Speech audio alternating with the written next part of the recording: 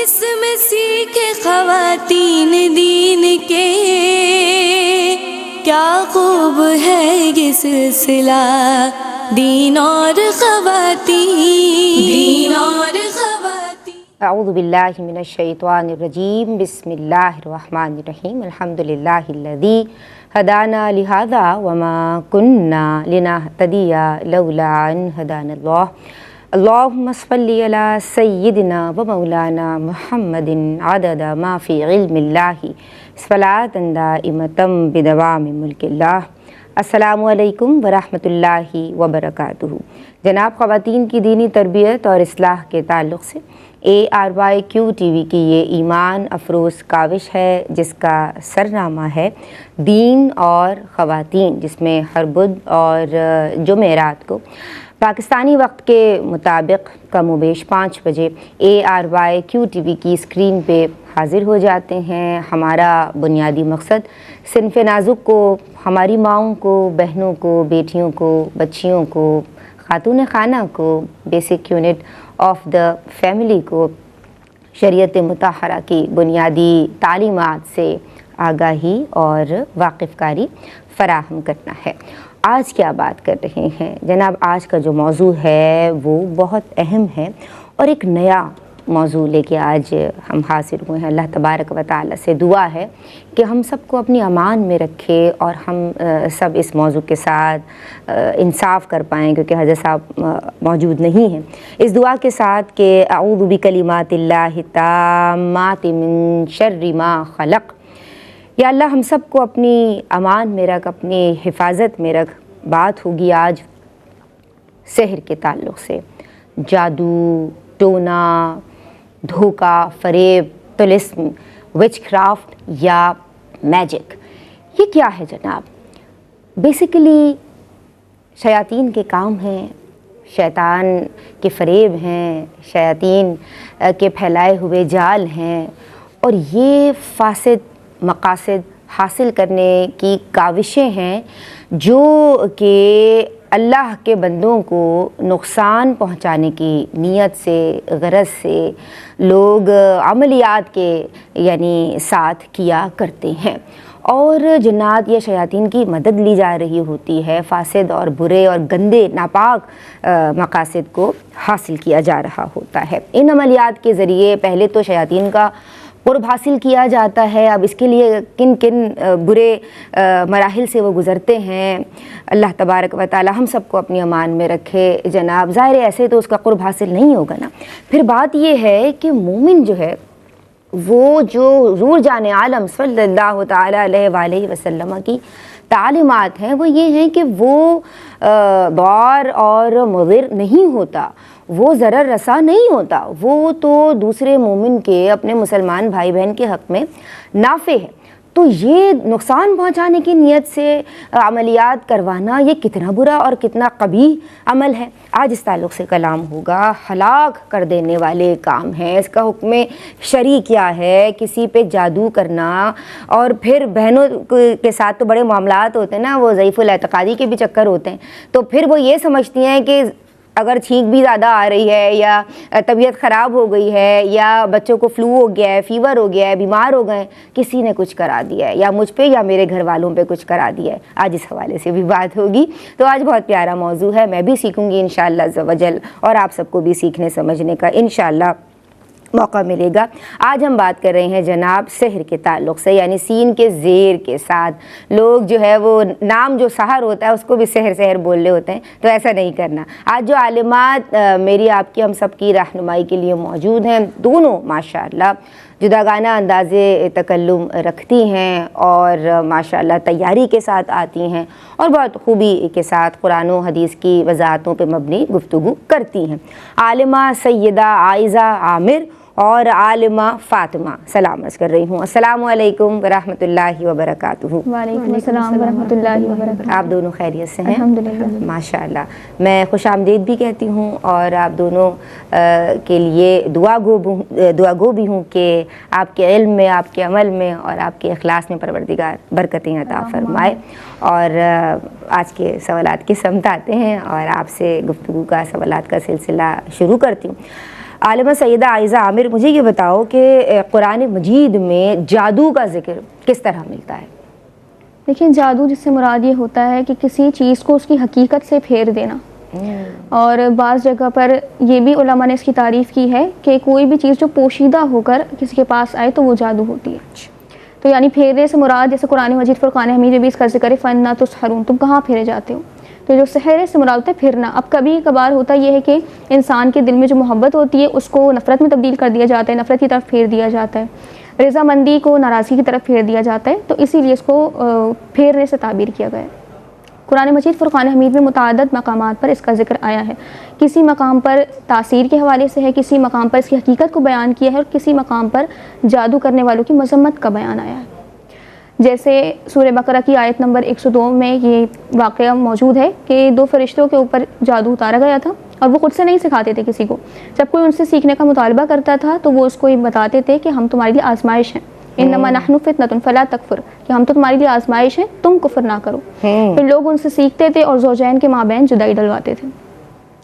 اسی آیت مبارکہ میں آگے اللہ رب العزت ارشاد فرماتا ہے کہ وما ہم بضارین بہ من احد الا باذن اللہ، کہ وہ اس کے ذریعے نقصان نہیں پہنچا سکتے الا یہ کہ اللہ رب العزت کا اذن شامل ہو۔ تو یعنی اس آیت مبارکہ سے ہمیں معلوم ہوتا ہے کہ جادو کا اثر ہوتا ہے، لیکن اللہ رب العزت کے اذن کے بغیر کوئی کام نہیں ہوتا۔ تمام چیزیں، تمام نفع و نقصان اللہ رب العزت ہی کے تحت تو قدرت ہیں۔ مزید دیگر آیات میں جیسے حضرت موسیٰ علیہ السلام نے بھی یہ فرمایا کہ ولا یفلح الساحرون، جادوگر فلاح نہیں پاتے، ولا یفلح الساحر حیث اتى، جادوگر جہاں سے بھی آ جائے وہ فلاح نہیں پاتا۔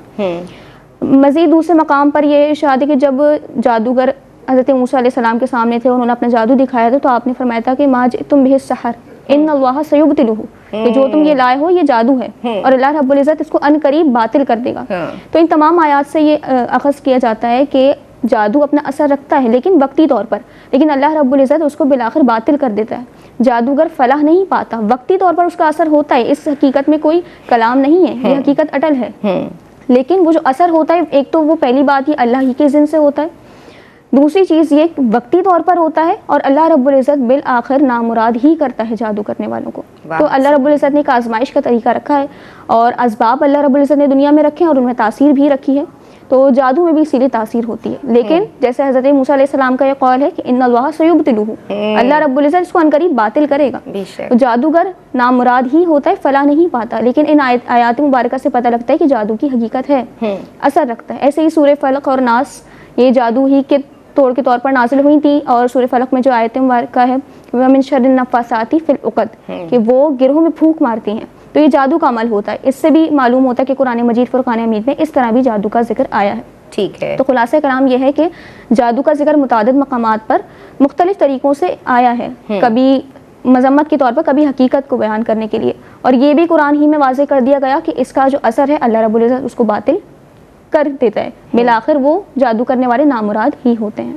صحیح، یعنی قرآن کریم میں اس کا ذکر بھی ملتا ہے اور اس کی حقیقت کا بھی بیان ملتا ہے، یعنی یہ موجود ہے، لیکن باذن اللہ یہ تاثیر بھی رکھتا ہے۔ اگر اللہ کا اذن ہے تو پھر اس میں تاثیر ہوگی، ورنہ یقیناً ایسا ہی ہے کہ اللہ پاک کے حکم سے ہی ہر چیز ہوا کرتی ہے۔ اچھا، مجھے یہ بتاؤ عالمہ فاطمہ کہ اس کا حکم شرعی کیا ہے، یعنی عند الشرع اس کا کیا حکم ہے؟ سب سے پہلے تو یہ جان لیں کہ جادو کرنا اور کروانا دونوں ہی ہر صورت میں اور ہر حال میں گناہ کبیرہ ہے، یہاں تک کہ بعض اوقات یہ انسان کو کفر تک بھی لے جاتے ہیں۔ یعنی جادو جو ہے وہ کبھی کفر بھی ہوتا ہے اور کبھی گناہ کبیرہ بھی ہوتا ہے۔ اگر جادو میں کوئی کفریہ کلمات موجود ہوں تو ایسا جادو کفر ہے، اور اگر کفریہ کلمات موجود نہ ہوں تب بھی بہر صورت گناہ کبیرہ تو ہے، اور گناہ کبیرہ یہ ایک ایسا گناہ اور ایسا فعل ہے کہ جس کی معافی بغیر توبہ کے نہیں ہوتی، الا یہ کہ اللہ تبارک و تعالیٰ کسی کو اپنے فضل، اپنی رحمت سے بخش دے تو وہ ایک الگ بات ہے، لیکن ویسے اس کے لیے معافی مانگیں گے تو ہی اس سے آپ کو معافی ہوگی۔ اس کے علاوہ اگر ہم قرآن مجید فرقان حمید اور احادیث مبارکہ میں دیکھتے ہیں تو ہمیں بہت واضح اور کھلے انداز میں جادو کی مذمت کا بیان ملتا ہے، اور اس بارے میں بہت سخت وعیدات کا ذکر بھی ملتا ہے۔ بالخصوص اگر جادو کے عمل میں کسی بھی قسم کا کوئی شرکیہ اعتقاد موجود ہو، کوئی ایسا بیلیف موجود ہو جو شرک پر مشتمل ہو، مثال کے طور پر جادو کرنے والا ستاروں کو یا شیاطین کو مؤثر حقیقی مانے، یا پھر کوئی کفریہ قول کرے، یا پھر کوئی کفریہ فعل کرے، مثلاً قرآن کریم کی کسی بھی طرح بے ادبی کی جائے، تو ان تمام صورتوں میں جادو کرنے والا بھی کافر ہو جاتا ہے اور ایسا جادو کفر ہے۔ جہاں تک جادو کروانے والے کا تعلق ہے، تو اگر اس کا بھی ایسا کوئی کفریہ بیلیو ہے، یا پھر کفریہ بیلیف تو نہیں ہے لیکن وہ جادو کروانے والے کے کفریہ قول اور کفریہ فعل سے واقف ہے اور وہ اس پر راضی ہے، تو ایسی صورت میں جادو کروانے والا بھی کافر ہو جاتا ہے، کیونکہ جو کفر ہے اس پر راضی رہنا اور راضی ہونا بھی کفر ہی ہے۔ ہم حدیث مبارکہ میں دیکھیں تو حدیث مبارکہ میں ہمیں ملتا ہے کہ اجتنبوا السبع الموبقات، کے 7 ہلاک کرنے والی چیزوں سے بچو۔ تو صحابہ کرام نے عرض کی یا رسول اللہ صلی اللہ علیہ وسلم وہ 7 ہلاک کرنے والی چیزیں کون سی ہیں؟ تو آپ نے ارشاد فرمایا الشرک باللہ، یعنی اللہ تبارک و تعالیٰ کے ساتھ شریک ٹھہرانا، اور پھر دوسرے مقام پر آپ نے فرمایا السحر، یعنی جادو کرانا، اور پھر آپ نے مزید بیان فرمایا سود کھانا، یتیموں کا مال کھانا، میدان جنگ سے پیٹ پھیر کر بھاگ جانا، پاک دامن عورتوں پر تہمت لگانا، یا پھر ناحق کسی کو قتل کرنا جس کا قتل کرنا اللہ تبارک و تعالیٰ نے حرام قرار دیا ہو۔ تو اب دیکھیں کہ حضور صلی اللہ علیہ وسلم نے یہ وہ راستے بتائے کہ اگر ان میں انسان پڑتا ہے، ان افعال میں، تو یہ ہلاکت کی طرف لے جاتے ہیں۔ اور جب حضور صلی اللہ علیہ وسلم کسی افعال کے بارے میں یہ بتا دیں کہ یہ افعال جو ہے وہ ہلاکت اور بربادی کی طرف لے جانے والے ہیں، تو پھر کوئی شخص کیسے ان میں مبتلا ہو کر کامیابی کی طرف جا سکتا ہے؟ یقینی طور پر وہ ہلاک ہی ہوتا ہے۔ ایک اور حدیث مبارکہ میں ہمیں ملتا ہے کہ اللہ تبارک و تعالیٰ جادو گر کی طرف بروز حشر جو ہے وہ نظر رحمت نہیں فرمائے گا۔ تو اب آپ غور کریں کہ اس سے بڑے خسارے کی اور کیا ہی بات ہو سکتی ہے کہ جس دن والدین جو ہے اپنی اولاد سے دور بھاگیں گے، اولاد اپنی والدین سے، بھائی بھائی سے دور بھاگے گا، اس وقت اگر اللہ تبارک و تعالیٰ کسی بندے سے غضبناک ہو جائے اور کسی بندے پر اپنی نظر رحمت نہ فرمائے، تو اس سے زیادہ خسارہ تو اس کے لیے کوئی ہو ہی نہیں سکتا۔ لہٰذا دین اسلام کی تعلیمات بھی یہی ہیں، اور ہمارے ایمان کی حفاظت اور عذاب قبر سے بچاؤ کا ذریعہ بھی یہی ہے کہ ہم جادوگروں کے پاس نہ جائیں اور اس قسم کے جو معاملات ہیں ان سے اپنے آپ کو دور رکھیں۔ جی جناب، جلد بازی نہیں کرنی ہے، اور یہ جو لوگ شارٹ کٹس ڈھونڈ رہے ہوتے ہیں اور پھر اس طرح کے معاملات میں کسی کے کہنے سے یا ضعیف الاعتقادی کا، توہم پرستی کا شکار ہو کے یا بے صبری کا مظاہرہ کرتے ہوئے کہ بھائی چلو جلدی سے جادو سے یہ کام ہو جائے گا، ایسا نہیں کرنا۔ اللہ تبارک و تعالی نظر رحمت نہیں فرمائے گا۔ اب اس سے بڑھ کے اور خسارے کی کیا بات ہوگی؟ ایک بریک لے رہے ہیں، ہمارے ساتھ رہیے۔ السلام علیکم ورحمۃ اللہ۔ بسم اللہ الرحمن الرحیم۔ السلام علیکم ورحمۃ اللہ وبرکاتہ۔ جناب، بات ہو رہی ہے جادو ٹونے کے تعلق سے، اس کا حکم شرعی کیا ہے، اس کی حقیقت کیا ہے، قرآن و حدیث کس طرح ہماری رہنمائی فرماتے ہیں۔ بریک سے قبل کلام ہوا، میں گفتگو کے سلسلے کو آگے بڑھاتی ہوں، عالمہ سیدہ عائزہ عامر آپ کی سمت آتی ہوں، اور مجھے یہ بتائیے کہ قرآن و حدیث میں اس کی یعنی اس سے حفاظت کے لیے کیا ہدایات فراہم کی گئی ہیں؟ یہ جس طرح قرآن مجید فرقان حمید نے ہماری زندگی کے تمام معاملات میں ہماری رہنمائی فرمائی ہے، اسی طرح جادو سے حفاظت کے معاملے میں بھی قرآن مجید میں اور احادیث طیبہ میں ہر لحاظ سے، عقائد کے لحاظ سے، عبادات کے لحاظ سے اور عملی احتیاط کے لحاظ سے ہماری رہنمائی فرمائی گئی ہے۔ اب جیسے قرآن مجید فرقان حمید کی آیت مبارکہ جس میں یہ بیان ہے کہ وما هم بضارین بہ من احد الا باذن اللہ، کہ وہ نقصان نہیں پہنچا سکتے اس چیز کے ذریعے سوائے اللہ، یعنی اگر اللہ کا اذن ہو تو پھر نقصان پہنچا سکتے ہیں، ورنہ نہیں۔ تو اس سے معلوم ہوتا ہے اگر اللہ پر ہمارا توکل مضبوط ہوگا تو ہم جادو سے بچ سکتے ہیں۔ کہ آپ اللہ پر توکل رکھیں کہ اللہ رب العزت اگر نقصان نہیں پہنچانا چاہے تو کوئی بھی چیز ہمیں نقصان نہیں پہنچا سکتی۔ توکل کی مضبوطی ہمیں جادو سے بچا سکتی ہے۔ اسی طرح روایات میں سورہ بقرہ کے حوالے سے آتا ہے کہ ان الشیطان ینفر من البیت الذی تقرأ فیہ سورۃ البقرہ، کہ شیطان اس گھر سے بھاگتا ہے جس گھر میں سورہ بقرہ کی تلاوت کی جاتی ہے۔ اور خصوصاً سورہ بقرہ میں جو آیت الکرسی ہے اس کے حوالے سے تو متعدد احادیث مبارکہ موجود ہیں کہ آپ صلوات و تسلیمات فرماتے ہیں کہ جو رات کو آیت الکرسی پڑھ کر سوتا ہے تو وہ صبح تک شیطان سے محفوظ رہتا ہے، اور دیگر احادیث مبارکہ میں بھی اس کی فضیلت بیان ہوئی ہے۔ اور یہ کہ حفاظت کرتا ہے شیطان سے. اب جادو بھی ایک شیطانی عمل ہی ہے. جادو میں شیطانی اعمال کا ہی عمل دخل ہوتا ہے, کیونکہ شیطان سے قرب حاصل کیا جاتا ہے جادو میں, اور اسی سے مدد طلب کی جاتی ہے.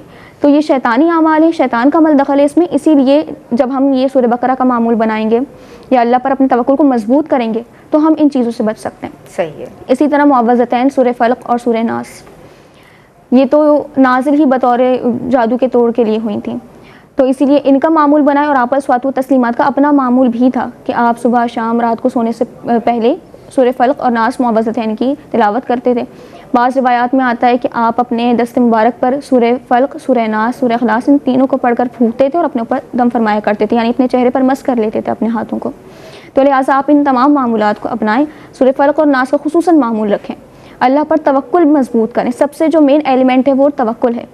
جب ہمارا توکل ہی نہیں ہوگا اللہ رب العزت پر تو ہر چھوٹی چھوٹی چیز ہمیں اثر انداز ہوگی. تب آپ اپنے عقیدے کو جب آپ مضبوط کریں گے اپنے دماغ کو کہ اللہ رب العزت کے اذن کے بغیر کچھ بھی نہیں ہو سکتا, ہر چیز اللہ کے تحت قدرت ہے, مؤثر حقیقی اور فاعل حقیقی ذات صرف اسی کی ہی ہے. تو تمام چیزوں کا یہ جو مدار ہے یہ ہمارے صرف عقیدے پر ہے کہ ہم کیسے سوچتے ہیں, ہمارے نظریے پر. تو یہ ان تمام چیزوں کا معمول رکھیں. ایسے احادیث مبارکہ میں متعدد مقامات پر ایسی دعائیں آئی ہیں, بسم اللہ الذی لا یضر مع اسمہ شیء فی الارض ولا فی السماء وهو السمیع العلیم, کہ اس یعنی اللہ رب العزت کے نام سے, یعنی آسمان و زمین میں, یعنی اس کے نام سے, یعنی اگر آپ اس کا نام لیں تو آسمان و زمین میں کوئی چیز آپ کو ضرر نہیں پہنچا سکتی. صحیح ہے. ٹھیک ہے, تو اس کا معمول بنائیں. اس کے حوالے سے تو حدیث مبارکہ میں آتا ہے کہ جو شخص یہ صبح پڑھتا ہے تو شام تک وہ محفوظ رہتا ہے مصیبتوں سے, جو شام کو پڑھے گا وہ صبح تک محفوظ رہے گا. اور یہ جادو بھی تو ایک مصیبت ہی ہے نا, تو اس کا معمول بنائیں. ساتھ ہی عملی احتیاط کا بھی خیال رکھیں. سب سے پہلے تو یہ کہ آپ اپنی پاکیزگی وغیرہ کا خیال رکھیں, نماز کی پابندی کریں, کیونکہ آیت قرآنی کا مفہوم بھی ہے کہ یہ جو شیطانی قوتیں ہوتی ہیں انسان پر تب غالب آتی ہیں کہ جب وہ اللہ کے ذکر سے غافل ہوتا ہے. آپ اللہ کے ذکر سے غفلت برتیں گے تو شیطانی قوتیں آپ پر اثر انداز ہوں گی. اچھا, بالکل. تو آپ کثرت سے ذکر اللہ جو ہے یہ ہمارے لیے پروٹیکشن ہے, بالکل ہمارا حصار ہے, حفاظتی قلعہ ہے جو ہم خود بنا رہے ہیں اللہ کے ذکر سے. جتنا کریں گے وہ مضبوط ہوتا جائے گا. بالکل. تو اللہ کا ذکر جتنی کثرت سے ہوگا اتنی زیادہ آپ شیطانی قوتوں سے, آپ ان ساری چیزوں سے بچے رہیں گے. سبحان اللہ. اور آپ کا توکل بھی مضبوط ہوگا پھر کہ اللہ رب العزت میرے ساتھ ہے, اللہ رب العزت میری حفاظت کرے گا. اس سے زیادہ بڑھ کر کون حفاظت کرنے والا ہے. جب وہ حفاظت کرنا چاہے گا تو کیا کوئی شیطانی قوت آپ پر اثر انداز ہو سکتی ہے؟ تو بالکل نہیں ہوگی. تو لہٰذا ان چیزوں کا بھی اہتمام کریں. ہر چیز ہم جادو وغیرہ پر تو نہیں ڈال سکتے, ہم جو اقدامات خود کر سکتے ہیں کہ اپنے آپ کو اللہ رب العزت ہی کے ذکر میں مشغول رکھیں اور ان چیزوں سے اپنا دماغ ہٹائیں. صحیح ہے. تو قرآن و حدیث میں اس طور پر ہمیں تعلیمات ملتی ہیں کہ آپ یہ تمام چیزوں کو اختیار کریں, ان کو اپنا معمول بنائیں, تو آپ جادو اور ان جیسی شیطانی قوتوں سے بالکل محفوظ رہیں گے. اچھا, اگر آج کل یہ تصور جو ہمارے یہاں عرفاً یہ بھی مشاہدہ ہے کہ ارے بہن اس لیے جو ہے وہ کسی جادوگر کے پاس جا رہی ہوں کہ جادو کا توڑ تو جادو ہی سے ہی ہوتا ہے, یہ بھی سوچ ہے بھائی آج کل عوام میں.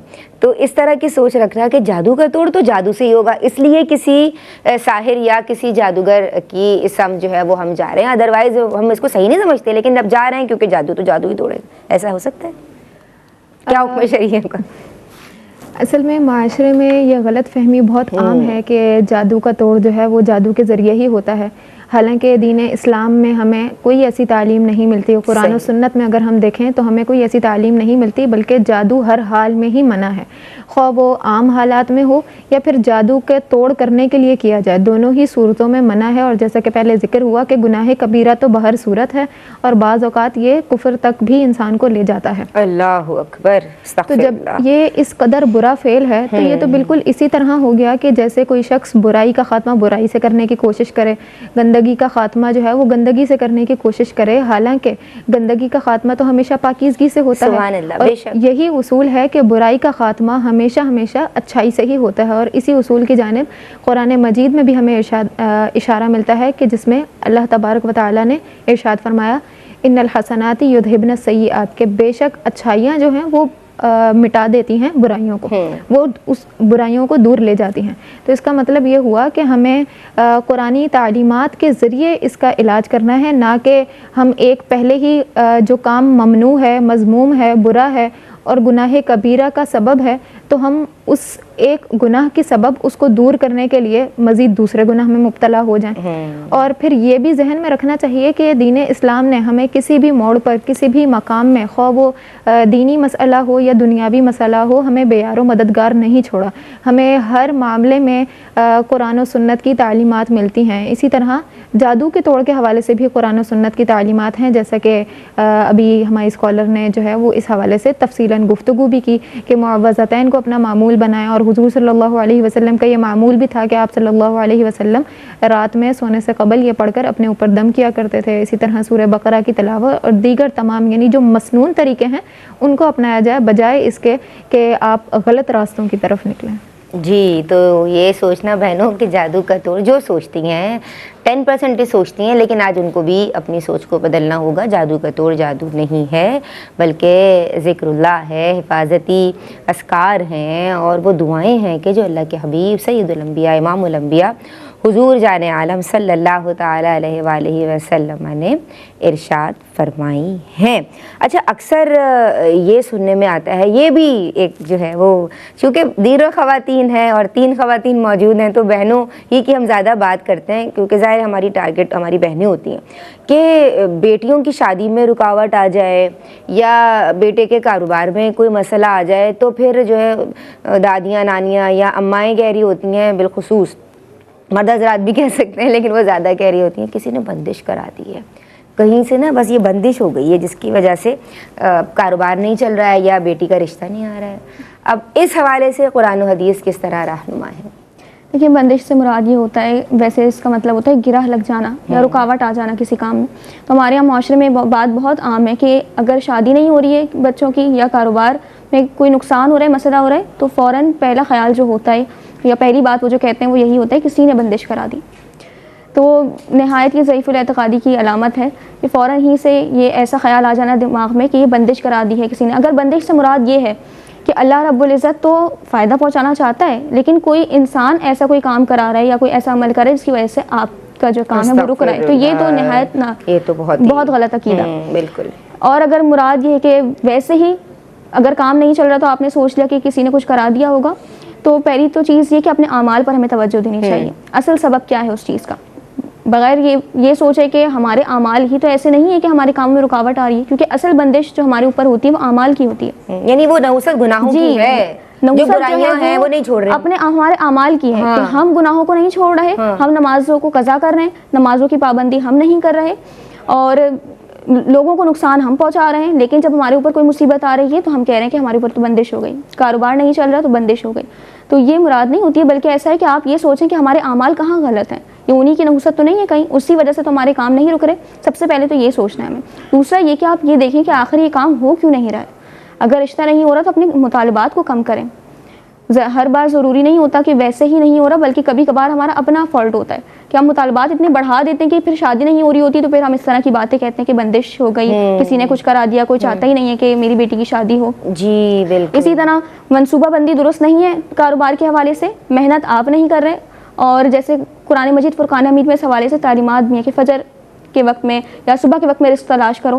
تو آج کل جو ماحول ہے فجر کی نماز میں کامیابی ہے، وہ 12 بجے لیکن تو وہ پڑھ نہیں رہے، 1 بجے دکان کھل رہی ہے، پھر کہہ رہے ہیں کہ تو یعنی منصوبہ بندی اپنی خراب ہے، لیکن نام کس پر ڈالا جاتا ہے کہ بندش کرا دی گئی. کیونکہ یہ سب سے آسان کام ہے کرنا، کہ ہم محنت کرنا مشکل ہے، یہ کہنا آسان ہے کہ بندش ہو گئی. تو وہ آسان کام کو اختیار کرتے ہیں اور اس طرح کہہ دیتے ہیں. تو ہمیں اپنے کاموں پر توجہ دینی ہے کہ ہم اپنی پلاننگ اسٹرانگ کریں، کہ ہم اگر کاروبار کر رہے ہیں تو ہم اس پر توجہ دیں کہ کون کون سے طریقے سے ہم اس کو اور مزید سکسیسفل کر سکتے ہیں. صحیح. نہ کہ ہم اس طرح کی بات کہیں. ٹھیک ہے. یہ ضعیف الاعتقادی کی علامت ہے کہ ہم فوراً سے اس طرح کی بات کہہ دیں. اللہ رب العزت پر توکل کی کمی ہے یہ، اسی لیے بھی یہ بات کہی جاتی ہے. جیسے آیت مبارکہ وَإِن يَمْسَسْكَ بِضُرٍّ فَلَا كَاشِفَ لَهُ إِلَّا هُوَ وَإِن يُرِدْكَ بِخَيْرٍ فَلَا رَادَّ لِفَضْلِهِ، کہ اگر اللہ رب العزت تمہیں کوئی تکلیف پہنچانا چاہے تو کوئی اس کو دور نہیں کر سکتا، اور اگر وہ خیر کا ارادہ کرے تمہارے لیے تو کوئی اس کے فضل کو روک نہیں سکتا.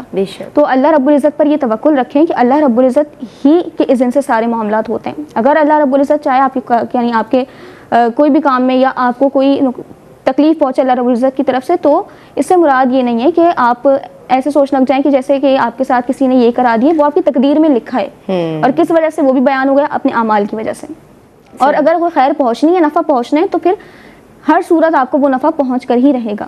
حدیث مبارکہ سے بھی اس عقیدے کی مضبوطی کے حوالے سے ہمیں دلیل ملتی ہے کہ ایک شخص آپ علیہ تسلیمات کے پاس آیا تھا اور آپ نے اس کو چند تعلیمات دی تھیں کہ جب تم کوئی چیز مانگو تو اللہ ہی سے مانگو, جب بھی کوئی چیز طلب کرنی ہو تو اللہ رب العزت سے کرو, مدد مانگنی ہو اللہ رب العزت سے مانگو, اور اگر پوری امت بھی جمع ہو جائے تمہیں نقصان پہنچانے کے لیے تو اسے وہی نقصان پہنچا سکتی ہے جو اللہ نے تمہارے لیے لکھا ہے, اور اگر پوری امت بھی جمع ہو جائے تمہیں نفع پہنچانے کے لیے تو اسے وہی نفع پہنچا سکتی ہے جو اللہ نے تمہارے لیے لکھا ہے, اس کے علاوہ نہیں. یعنی پتہ لگتا ہے کہ آپ کو کوئی نقصان ہوتا ہے یا نفع ہوتا ہے وہ آپ کی تقدیر میں لکھا ہے. تو فوراً سے یہ خیال ذہن میں نہیں لانا ہے کل یصیبنا الا ما کتب اللہ لنا, کہ ہمیں وہی پہنچے گا جو اللہ نے ہمارے لیے لکھا ہے. تو اپنے ہمیں عقائد کو درست کرنا ہے, صرف جو ہماری سوچنے کی سمت ہے اس کو درست کرنا ہے. صحیح ہے, ٹھیک ہے, سوچنے کی سمت کو درست کرنا ہے. ایک بریک شامل کر رہے ہیں, درود پڑھتے رہیں. اللہم صلی. بسم اللہ الرحمن الرحیم. جناب آج ہم بات کر رہے ہیں جادو ٹونے کی حقیقت کے تعلق سے.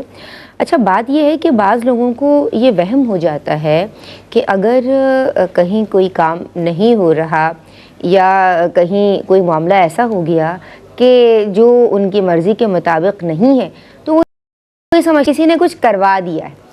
بندش کے تعلق سے بریک سے قبل عالمہ عائزہ عامر نے کلام کیا. اب میں چاہتی ہوں عالمہ فاطمہ آپ کی سمت آؤں اور مجھے یہ بتاؤ کہ یہ سوچ رکھنا اور عوام الناس میں اس تصور کا پایا جانا کہ ہم پہ کسی نے کچھ کرا دیا ہے, اندر شراز کی کیا حیثیت ہے؟ اصل میں اس قسم کے جو وسوسے ہیں وہ دین سے دوری, عقیدے کی کمزوری اور بے عملی کے سبب جو ہے وہ ذہن میں قرار پاتے ہیں. ہمیں تو یہ چاہیے کہ ہم بطور مسلمان, چونکہ ہمارا اللہ تبارک و تعالیٰ پر ایمان ہے تو اس پر ہمیں مکمل بھروسہ ہونا چاہیے, اور اس وسوسوں سے حفاظت کے بارے میں ابھی بہت سارے طریقے ذکر بھی ہوئے کہ اپنی ظاہری باطنی جو پاکیزگی ہے اس کا خیال رکھیں, اور دیگر تمام جو دین نے ہمیں تعلیمات بیان فرمائی ان کو ہم اپنی زندگی میں اپلائی کریں. اس کے علاوہ اگر یہ وسوسے جو ایسے ہیں کہ یہ انسان میں دوریوں کا سبب بھی بنتے ہیں, کیونکہ انسان جو ہے وہ دوسروں کے بارے میں بدگمانی کرنے لگتا ہے. ہمیں جو ہے وہ صحابہ کرام اور حضور صلی اللہ علیہ وسلم کی سیرت کا مطالعہ کرنا چاہیے. وہاں پر تو ہمیں یہ ملتا ہے کہ انہوں نے تمام مشکلات کو جو ہے وہ صبر سے تمام مشکلات میں مدد چاہی, حالانکہ ہم جو ہے وہ صبر کرنے کے بجائے فوراً دوسروں کے بارے میں بدگمانی کرنا شروع کر دیتے ہیں, جبکہ ایک مسلمان بھائی کے بارے میں تو حسن ظن کا رکھنے کا حکم ارشاد فرمایا گیا اور کسی مسلمان کے بارے میں برا سوچنے سے منع فرمایا گیا. اور جو یہ صرف یعنی آپ جو وہم ہے یہ آپ کا جو اپنا سکون ہے نا وہ بھی برباد کرتا ہے. آپ کے رشتوں میں تو کڑواہٹ آتی ہی ہے اس وجہ سے, لیکن آپ کا بھی سکون برباد ہو جاتا ہے. تو اس کے لیے ضروری ہے کہ آپ اس قسم کے جو ہے وہ وسوسوں کو ذہن میں جگہ نہ دیں, تاکہ آپ خود بھی ذہنی سکون میں رہیں اور آپ کے جو رشتے ہیں, آپ کی دلوں میں دوریاں آ رہی ہیں, وہ بھی اس سبب نہ آئیں.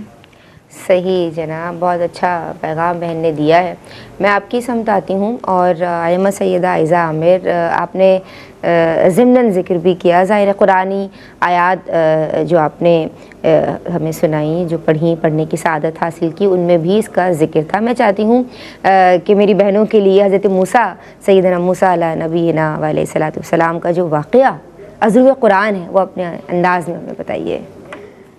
تو وہ واقعہ اس طرح ہے کہ جب حضرت موسیٰ علیہ السلام اللہ رب العزت کے حکم سے فرعون کے دربار میں گئے تھے دین کی دعوت لے کر, توحید کی دعوت لے کر, تو وہاں پر آپ نے چند معجزات دکھائے, جس کے اندر وہ آپ کی عصا کا اژدہا بن جانا تھا اور باقی ید بیضا والے. پھر جب فرعون نے یہ دیکھا تو اس نے تمام جو یعنی جادوگر تھے مشہور ان کو بلایا اور تقابل کے لیے کہ مقابلہ ہو, اور جب ان کو بلایا تو حضرت موسیٰ علیہ السلام کے ساتھ ان کا مقابلہ ہوا. تو سب سے پہلے ان جادوگروں نے اپنا جادو دکھایا. انہوں نے تمام معاملات کیے اور رسیاں بن گئی, ان کی جو لاٹھیاں تھیں وہ لاٹھیاں اور رسیاں تھیں وہ سانپ بن گئے.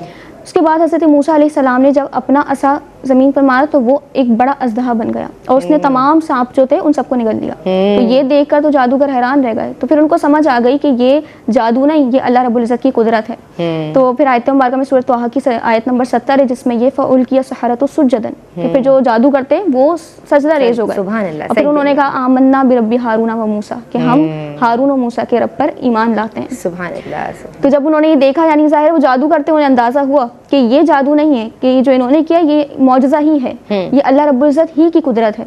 تو اس سے ہمیں ایک اور بات یہ معلوم ہوتی ہے کہ جادوگر جتنا بھی بڑا ہو یا اس کا جادو جتنا ہی پاورفل کیوں نہ ہو, اللہ رب العزت کی قدرت کے آگے وہ کام نہیں آ سکتا. اللہ رب العزت کے محبوب بندوں کو جو اللہ نے ایک قدرت دی ہے, ان کو جو اللہ نے اختیار دیا, اس کے سامنے کوئی جادو نہیں کام آئے گا. تو بالکل اس واقعے میں بھی ایسا ہی ہوا کہ وہ بڑے بڑے ماہر جادوگر تھے, وہ آئے, انہوں نے اپنا جادو دکھایا بھی, لیکن حضرت موسیٰ علیہ السلام غالب آ گئے. اور اللہ رب العزت نے اسی سورہ میں قبل آیات میں یہ بھی فرمایا ہے کہ آپ خوف نہ کریں, انک انت الاعلی, آپ ہی غالب ہوں گے, لا تخاف انک. ایسا ہی ہوا کہ آپ ہی غالب ہوئے. سبحان اللہ. سبحان اللہ. تو اس سے یہ معلوم ہوتا ہے کہ اللہ رب العزت کی قدرت اور جو انبیاء کے معجزات ہیں, اللہ کے نیک بندوں کی قدرت ہے, وہ ہمیشہ غالب رہتی ہے. بے شک, بے تو شک. کیونکہ جب اللہ نے جادو میں تاثیر رکھی ہے تو یقیناً اللہ نے اپنے کلام میں بھی تو شفا رکھی ہے. بے شک. ہر سبب میں اللہ نے تاثیر رکھی ہے, تو جب اس سبب میں ہے تو اس سبب میں بھی تاثیر ہے. پھر اللہ رب العزت کے نیک بندے جب اس جادو کا توڑ کرتے ہیں تو اس میں بھی تاثیر اللہ رب العزت نے رکھی ہے. بے شک, بے شک. تو لہٰذا ہمیں اگرچہ اس کی حقیقت ہے, یہ بھی یاد رکھنا چاہیے کہ قرآن میں جہاں پر جادو کی حقیقت کا بیان ہے وہاں یہ بھی تو بیان ہے کہ آخر میں حضرت موسیٰ علیہ السلام ہی غالب آئے. حضرت موسیٰ علیہ السلام ہی کا جو معجزہ تھا اسی کی وجہ سے بلکہ وہ جادوگر بھی ایمان لے آئے. تو لہٰذا جہاں پر جادو کی حقیقت ہے وہاں پر ہم توکل کو بھی ہمیں مضبوط رکھنا ہے, کہ جو آیت پہلے بھی تلاوت یہاں پر ہوئی کہ جادوگر فلاح نہیں پاتا. بے شک. تو یعنی اگرچہ جادو کتنا ہی اسٹرانگ تھا, آخر میں فلاح نہیں پائی جادو نے. جادوگر جتنا بھی اپنا جو جادو ہے اس کا بہت طاقتور ہی کیوں نہ ہو, بالآخر ہوتا یہی ہے کہ اس کا جادو کام نہیں آتا. بے شک, بے شک. اور جتنا بھی وہ کر پا رہا ہوتا ہے وہ بھی اللہ ہی کے اذن سے. بالکل, کیونکہ وہ آزمائش کے طور پر اللہ رب العزت وہ آزمائش ہے جس کے ساتھ ہوتی ہے. بہت شکریہ بہن آپ کا. میں آپ کی سمت آؤں گی, اور عالمہ فاطمہ کیا پیغام دینا چاہیں گی آج کی جو گفتگو ہوئی جادو ٹونے کی حقیقت فی نفسی ہی, جو بہنوں کا رویہ آپ دیکھ رہی ہیں, بچیوں کا, پھر ماؤں کا, تو جو نئی جنریشن آ رہی ہے اس کو کس طرح سے آپ سمجھاؤ گی؟ جادوگروں کے پاس جانا صرف ہمارے ایمان کے خطرے کا سبب نہیں ہے, بلکہ یہ ہمارے مال کے ضیاع کا ایک بہت بڑا سبب ہے. کیونکہ آپ وہاں پر جاتے ہیں تو وہ ان کا مقصد آپ سے زیادہ مال لینا ہی ہے. تو جب آپ وہاں جائیں اور وہ آپ کو یہ کہہ دیں کہ بھائی آپ کے اوپر تو کوئی جادو ہی ہوا ہے, تو پھر ایسی صورت میں آپ کے ذہن میں تو وسوسے پختہ ہو گئے, اور آپ اپنا مال اپنی اس علاج کے لیے جو کہ در حقیقت علاج ہونا بھی نہیں ہے, تو اس میں اپنا مال جو ہے وہ ضائع کرتے جائیں گے, اور اس سے آپ کے مال کا بھی ضیاع ہے اور آپ کے دین میں بھی نقصان ہے, آپ کے ایمان کا بھی نقصان ہے. تو اپنے دین ایمان کی حفاظت کے لیے, اپنے مال کی حفاظت کے لیے جادو سے بچنا اور جادوگروں کے پاس نہ جانا ہی بہتر. اچھا, یہ جادوگروں کے پاس جانا یہ کیا ہمارے بس اب ہم اس کو توہم پرستی کے حد تک رکھیں, یا اسے کم علمی کا نام دیں؟ عالمہ سیدہ عائزہ عامر, آپ کیا سمجھتی ہیں کہ یہ جہالت ہے, علم کی کمی ہے, یا وہ جو ابہام اور خدشات ہیں, کہیں ایسا نہ ہو جائے, کہیں ویسا نہ ہو جائے, اتنا سوچنا, over thinking basically is the idea. میں سمجھتی ہوں کہ بہنیں جو ہیں وہ بہت سوچتی ہیں. بھائی یہ تمام چیزوں کا ہی مجموعہ ہے, اوور تھنکنگ بھی ہے, ضعیف الاعتقادی بھی ہے, اس میں دین سے دوری بھی ہے, جہالت بھی ہے, تمام چیزیں ہی شامل ہیں. جی. تو وہی بات ہے کہ آپ دین کو پڑھیں, اسی لیے کہا جائے خواتین خصوصاً وہ دین کو پڑھیں, کیونکہ ان تمام چیزوں میں سب سے زیادہ جو ہے, اگرچہ مرد بھی ہوتے ہیں لیکن خواتین اس بارے میں زیادہ سوچتی ہیں. اس نے کچھ کرا دیا, اس نے ایسا کر دیا. اگر آپ دین پڑھیں گے, اس کی تعلیمات کو پڑھیں گے, تو آپ کو سمجھ آئے گا کہ اللہ رب العزت جیسے پہلے بیان فائدہ حقیقی وہی ہے. آپ اس کی ذات پر توکل تو رکھیں, اس سے بڑھ کر کوئی حفاظت کرنے والا ہے. اگرچہ اگر اس بات کو چلیں ایکسیپٹ کر بھی لیں کہ کوئی نقصان آپ کو پہنچانا چاہتا ہے, تو کیا اللہ آپ کی حفاظت کرنا چاہے گا تب بھی وہ نقصان پہنچا سکتے ہیں؟ نہیں پہنچا سکتا. تو جو ہمارے اختیار میں کیا چیز ہے, ہمارے اختیار میں کسی کو روکنا نہیں ہوتا, ہمارے اختیار میں یہ ہے کہ ہم اپنی حفاظت کریں. تو اپنی حفاظت ہم اللہ رب العزت کے ذکر سے کر سکتے ہیں. آپ کثرت سے اللہ رب العزت کا ذکر کریں, نماز کی پابندی کریں. خواتین نماز کی پابندی پر اتنی توجہ نہیں دے رہی ہوتی ہیں, اپنے اعمال پر توجہ نہیں دے رہی ہوتی, اللہ کے ذکر سے غفلت ہوتی ہے, لیکن پھر اسی لیے اس طرف دماغ جاتا ہے کہ کسی نے یہ کرا دیا. وہ کیا ہم نماز قضا کر رہے ہیں, اس کی کوئی نحوست ہمارے اوپر نہیں ہے؟ کیا ہم اللہ رب العزت کی تعلیمات سے دور ہیں؟ ہم قرآن مجید فرقان حمید کی تلاوت اگر سال میں ایک ہی بار رمضان میں کر رہے ہیں بس, تو کیا ان سب کی نحوست ہمارے اوپر نہیں ہوتی؟ تو اگر آپ کے کسی کام میں رکاوٹ آ رہی ہے تو یہ وجوہات بھی تو ہو سکتی ہیں.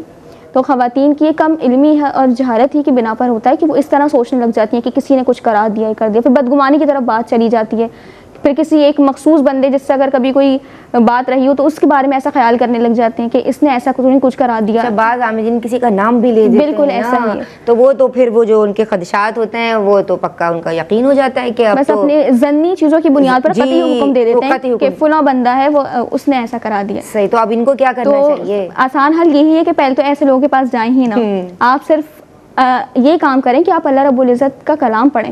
جتنا زیادہ آپ اللہ رب العزت کا ذکر کریں گے یہ ساری چیزیں دماغ سے اتنی زیادہ جاتی ہیں. جیسے پہلے بھی یہ بیان ہوا کہ جب اللہ کے ذکر سے بندہ غافل ہوتا ہے تبھی یہ شیطانی قوتیں اثر انداز ہو رہی ہوتی ہیں اس پر. تو آسان حل یہی ہے کہ آپ کثرت سے اللہ رب العزت کا ذکر کریں، نمازوں کی پابندی کریں اور اپنے دماغ میں ان وسوسوں کو جگہ نہ دیں. جب قرار دیتے ہیں تبھی تو اتنا زیادہ سوچنا شروع کرتے ہیں ہم. بالکل بالکل. تو جیسے ہی ایسا کوئی خیال ہے آپ فوراً بات کہیں کہ اللہ رب العزت کے اذن کے بغیر کچھ نہیں ہوتا. آپ اپنی حفاظت کے اہتمام، جیسا بھی بیان ہوا، آپ یہ صورتیں پڑھیں، دعائیں پڑھیں، توکل اللہ پر مضبوط رکھیں تاکہ ان تمام چیزوں سے پھر آپ دور رہیں. صحیح.